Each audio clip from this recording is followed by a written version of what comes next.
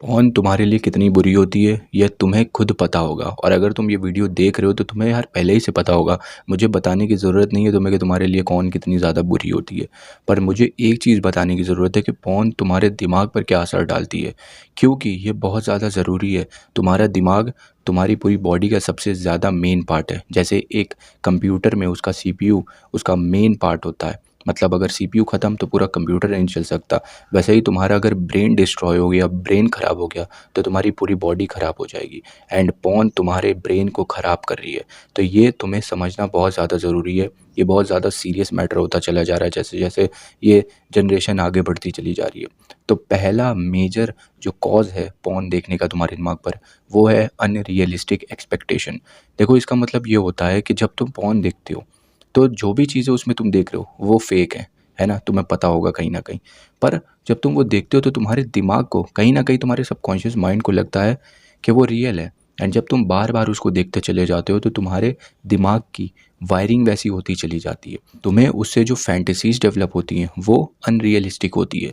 मतलब वो रियलिटी में एग्ज़िस्ट करती ही नहीं है कभी, जिससे तुम्हें आगे तुम्हारे फ्यूचर में बहुत ज़्यादा प्रॉब्लम होने वाली है। क्योंकि जो भी कॉन में दिखाया जाता है कुछ भी, वो सब रियलिटी से बिल्कुल अपोज़िट है।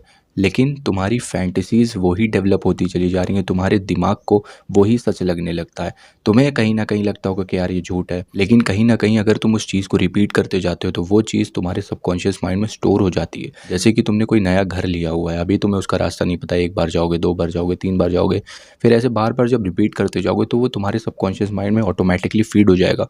तुम्हें कॉन्शियसली जाने की ज़रूरत नहीं है, तुम बस चलते जाओगे, अपने आप तुम्हारा सबकॉन्शियस माइंड तुम्हें लेता चला जाएगा, क्योंकि उसके सबकॉन्शियस माइंड में वो मैप स्टोर हो चुका है।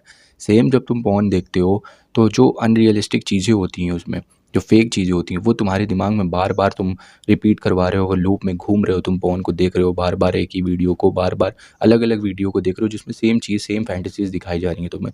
तो वो तुम्हारे सबकॉन्शियस माइंड में स्टोर हो रहा है एंड वो तुम्हारे लिए बहुत ज़्यादा घातक होने वाला है फ्यूचर में। दूसरी चीज़, पर्सपेक्टिव टुवर्ड्स गर्ल। देखो, जब तुम पॉर्न देखते हो एंड फिर जब तुम बाहर निकलते हो और रियल लाइफ की लड़कियों को देखते हो तो तुम्हारा उनको देखने का नज़रिया बदल जाता है। तुम उन्हें फैंटेसाइज करते हो, तुम्हें उन्हें एक ऑब्जेक्ट की तरह देखते हो, उन्हें ऑब्जेक्टिफाई करते हो। तुम उन्हें लिंक करते हो उन पॉर्न में दिखाई गई चीज़ों से, फैंटेसाइज़ करने लगते हो। यही मेन रीज़न है कि तुम किसी लड़की से बात भी नहीं कर पाते हो। पहले तुम आराम से किसी भी लड़की से बात कर लेते थे, क्योंकि तुम्हारे दिमाग में ऐसी कोई फैंटेसीज़ थी नहीं, ऐसी कोई वीडियोज़ तुम कुछ नहीं देखते थे। इसलिए तुम्हारे दिमाग की वायरिंग ठीक थी। तुम जैसे किसी लड़के से बात करते थे, अपने दोस्त से बात करते थे, वैसे ही सेम लड़कियों से बात करते थे। बट आज के टाइम पर तुम ऐसी चीज़ देख कर बैठे हो कि तुम उसे एक ऑब्जेक्ट की तरह देखते हो। इसीलिए तुम शर्माते हो बात करने में। तुम जब भी देखते हो तो फैंटेसाइज़ करते हो अपने दिमाग को, और तुम्हारा लड़कियों को देखने का नज़रिया बिल्कुल बदल जाता है। ये बहुत सीरियस इशू है और बहुत ही बेकार चीज़ है। तीसरी चीज़, प्री फ्रंटल कॉर्टेक्स। देखो, प्री फ्रंटल कॉर्टेक्स का मतलब होता है तुम्हारे दिमाग का एक हिस्सा होता है, पीएफसी। ये जब तुम पॉर्न देखते हो तो ये छोटा होता चला जाता है, सिकुड़ता चला जाता है। ऐसा क्यों? ये फोर्थ पॉइंट में मैं तुम्हें समझाता हूँ। डोपामिन। देखो, जब तुम पॉर्न देखते हो तो उसमें बहुत ज़्यादा हाई अमाउंट में डोपामिन मिलती है तुम्हें। एंड जितनी ज़्यादा तुम्हें डोपामिन मिलेगी, तुम्हारा PFC, pre frontal cortex, brain का जो पार्ट है वो छोटा होता चले जाएगा। देखो, तुम्हारे दो मेन कंपोनेंट्स होते हैं दिमाग के, एक होता है ग्रे मैटर, एक होता है वाइट मैटर। तुमने ग्रे मैटर, अगर बेंटेन देखा होगा, एक कार्टून आता था कार्टून नेटवर्क पर, उसमें एक ग्रे मैटर एलियन था बेंटेन का। तो वो बहुत ज़्यादा दिमाग वाला था, वो बहुत अच्छी चीज़, मतलब वो छोटा था लेकिन उसका दिमाग बहुत ज़्यादा तेज़ था। तो सेम तुम्हारे दिमाग का एक हिस्सा होता है जिसको कहते हैं ग्रे मैटर। तो वो तुम्हारी कैलकुलेशंस के लिए, तुम्हारे जो हार्ड टास्क होते हैं उसको करने के लिए रिस्पॉन्सिबल होता है, और जो तुम्हारा वाइट पार्ट होता है वो कम्युनिकेशन के लिए रिस्पॉन्सिबल होता है। तो ये दोनों पार्ट भी कम होते चले जाते हैं जैसे जैसे तुम ज़्यादा हाई अमाउंट में डोपामिन लेते चले जाते हो ऐसी चीज़ों से, ऐसी लो वाइब्रेशन चीज़ों से, पॉर्न से, जंक फूड से, वीडियो गेम से, फैप से, एंड बहुत सारी जिसमें बहुत ज़्यादा डोपामिन होता है, ड्रग्स से, सिगरेट से। उससे तुम्हारा ये ब्रेन का हिस्सा सिकुड़ता चला जाता है। जितनी ज़्यादा तुम डोपामिन लेते हो, देखो, एक बेसलाइन होती है डोपामिन की, नॉर्मल, जो कि नॉर्मल बेसलाइन होती है। अगर तुम उसके नीचे तक या नॉर्मल तक ही कोई डोपामिन ले रहे हो तो तुम्हें कोई फ़र्क नहीं पड़ेगा। बट जब तुम उसके ऊपर डोपामिन लेने लगोगे, जो कि तुम्हें फ़ोन दे रहा है तुम्हारा, पॉर्न दे रही है, फैपिंग दे रही है, वीडियो गेम्स दे रहे हैं, जंक फूड दे रही है, सिगरेट दे रही है, अल्कोहल दे रही है, तो ये सारी चीज़ें बहुत ज़्यादा हाई अमाउंट में डोपामिन देती है, जो कि बेसलाइन से ऊपर चली जाती है। एंड जब वो बेसलाइन से ऊपर जाती है तो बार-बार तुम्हारा दिमाग वही माँगता है। एंड उससे तुम्हारा ब्रेन डैमेज होने लगता है।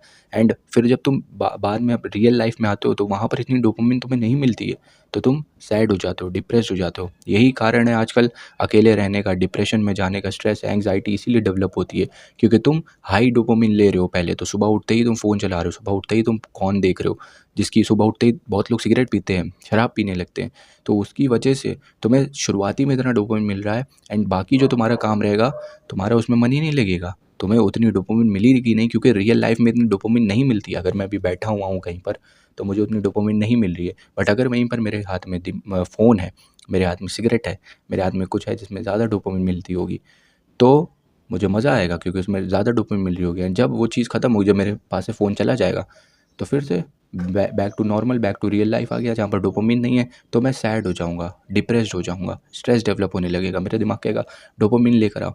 तो पॉर्न देखने से इस तरीके से तुम्हारा दिमाग डिस्ट्रॉय होता चला जा रहा है, तुम्हारा जो एरिया है प्रीफ्रंटल कॉर्टेक्स वो ख़राब होता जा रहा है डोपामिन की वजह से। सिर्फ पॉर्न ही नहीं, जितनी भी लो वाइब्रेशनल एक्टिविटी जिसमें चीप डोपामिन तुम्हें मिलता है, वो सारी चीज़ें तुम्हारे ब्रेन के हिस्सों को डैमेज कर रही है। सो तुम्हें इस मुद्दे पर सीरियसली एक्शन लेने की ज़रूरत है, इसको मजाक में मत लो, क्योंकि अगर तुम्हारा ब्रेन ख़राब हो गया, तुम्हारी ब्रेन की वायरिंग इस तरीके से हो गई, तो तुम्हारी धज्जियाँ उड़ जाएंगी, तुम्हारी जो रियल लाइफ है, जो एक्चुअल इंसान जीता है, वो बेकार हो जाएगी, तुम्हें बिल्कुल मन नहीं करेगा वो ज़िंदगी जीने का। तुम्हें बार बार कौन चाहिए होगी, बार बार तुम्हें डोपामिन चाहिए होगा एक्सेस अमाउंट में। शराबी का यही तो होता है ना कि उन्हें बार बार शराब पीनी रहती है, एक दिन पी कर आते हैं फिर पीते हैं। सेम काम आजकल पॉर्न एंड फैपिंग कर रही है। तो तुम्हें इसको जल्द से जल्द छोड़ना होगा। एंड अगर तुम्हें इसको क्विट करना है तो तुम मेरी ये वाली वीडियो देख सकते हो जो कि तुम्हारी काफ़ी ज़्यादा हेल्प करेगी।